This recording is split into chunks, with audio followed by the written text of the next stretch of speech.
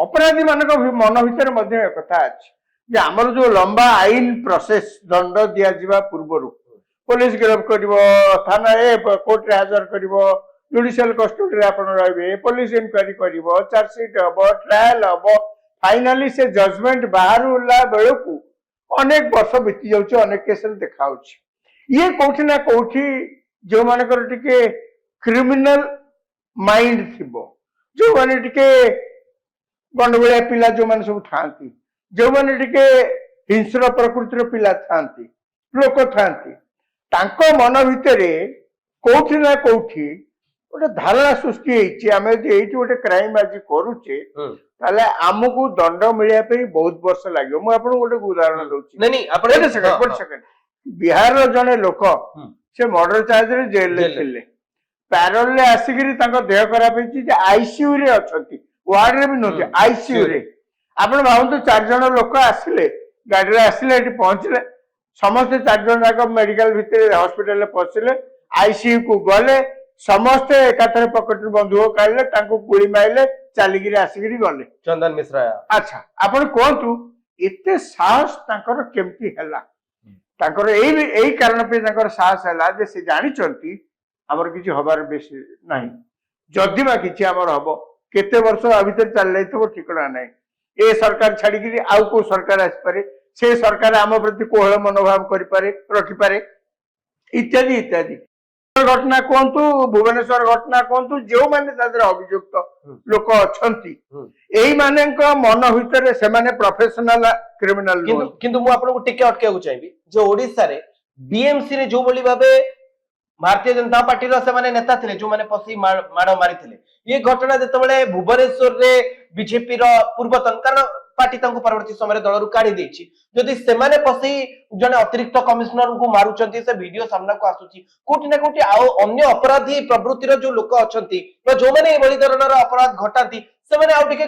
साहस मिलबनी तांको ए जो भुवनेश्वर रो घटना जो जाइतला बीएमसी रु आपण को कहबे जे बीएमसी भितरे जतबेले सुरक्षा व्यवस्था आईन कानून दुर्बल होई पड़ला राज्य जाक जो माने अपराधी थिबे से माने टिके खोला आइ देचंती से माने आ सरकार को डरु नांती पुलिस को डरु नांती कानून को डरु नांती नहीं बीएमसी ऑफिस रे से माने पछ मारले की कोन कहूची किटा भल कथा बोली के तो कहू ना ना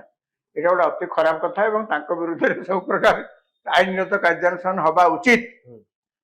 दुई रे आपण जो कहते सेठी सुरक्षा मिललानी बीएमसी कर्मचारी को आज्ञा कौन सुरक्षा आप कहते कि सुरक्षा सैन्य बाहिनी सेना लोक ठिया करेंगे ना कौन आर्मी सोल्जर्स ठिया हे जमी साधारण सुरक्षा व्यवस्था सब सरकारी ऑफिस था भितर यही प्रकार जिते घटना घटुची कई कहूनी जो भल कमटा कर धरिकी सरकार जहाँ कार्यानुष्ठान करवा कथा पुलिस जहाँ कार्यानुष्ठान करवा कथा से बीजेपी दलर होता कि आउ कौ दलर होता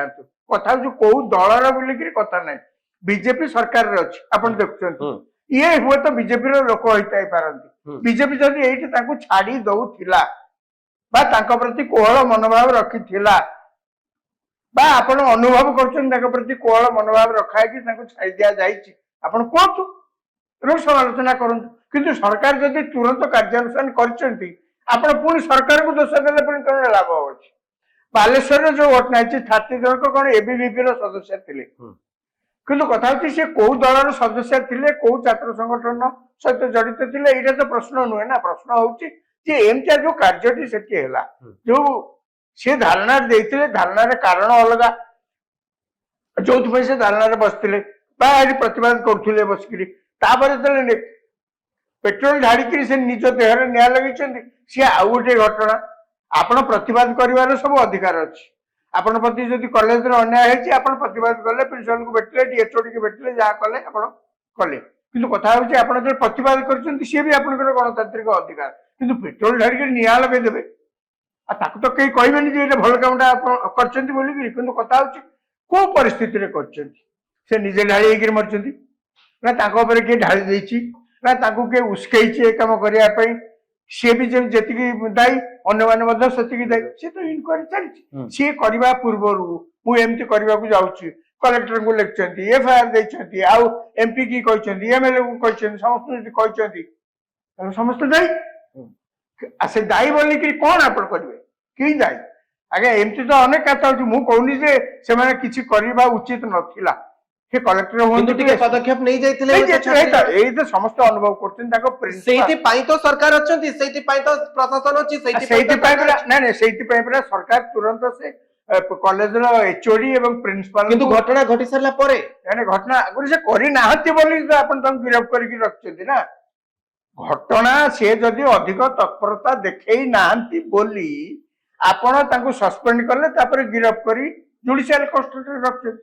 ସେ ଯଦି ତତ୍ପରତା ଦେଖେଇଥାନ୍ତେ ହୁଏତ ଏଇ ପ୍ରକାର ଘଟଣା କାରଣ ହେଇନଥାନ୍ତା। ବ୍ୟବସ୍ଥାକୁ ତାଙ୍କର ଡର ନାହିଁ, ସେଥିପାଇଁ ସେମାନେ ତତ୍ପରତା। ସେଇ କଥାଟା ପରା ମୁଁ କହୁଛି, ଆପଣ ସେଇ କଥାକୁ ରିପିଟ କରି କହୁଛନ୍ତି, ବ୍ୟବସ୍ଥାକୁ